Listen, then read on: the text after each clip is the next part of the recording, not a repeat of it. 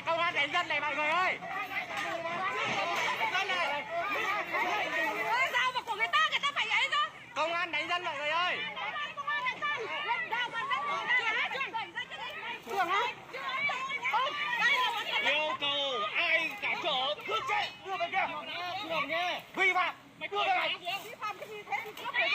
Không ai chưa phải lên đây. Đây là chưa đền bù số đó. Chưa đền bù với lại là chưa có Thế còn cái gì giải thích thì để kia. Anh nhà văn hóa. em biết là em chưa đắt em. Trường hợp nào cả trẻ. Cái này là chưa ấy. Em không cản trở. Cái này không cản trở. Nó đổ tiền luôn đây. Xong gửi mép vào sân chết trắng. Mày đánh cái gì đâu. Quay hết rồi. Công an đánh dân đây này.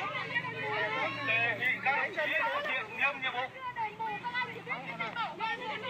Đang trong khống cưỡng chế đối tượng nào vi phạm vào điều 5 nghị định bảo vệ dân à? cưỡng chế đưa về công an thành phố giải quyết theo quy định. Đề nghị đồng chí làm nghiêm túc. Đấy.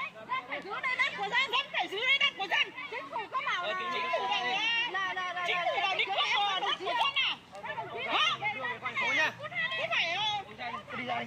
Không ra nào, chứ không phải là bị thừa rồi. Hay là bảo là đền bù. Từ chỗ này các bộ ký cho rồi giải phóng mặt bằng làm đường cho xã hội. Cho những người cán bộ nhân viên như các cháu đi rồi. Bây giờ này đi em các con gì? Thế bây giờ đi phá nhà các cháu có được không?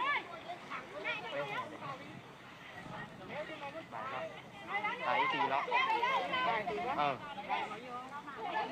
Thủ tướng chính phủ á, chỗ nào lấy chẳng ai vẫn bảo của mai đang lấy không phải cho bằng nếu mà kè suối nằm la kia là phải giải phóng cho nhá, của nhà nước là phải cho rồi nhá, dân mình đây là thấp hèn cổ bé nhưng mà cũng biết nghe thầy thư.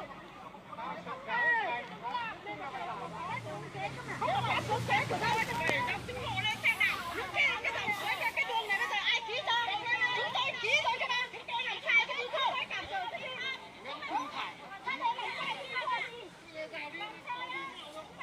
Đây.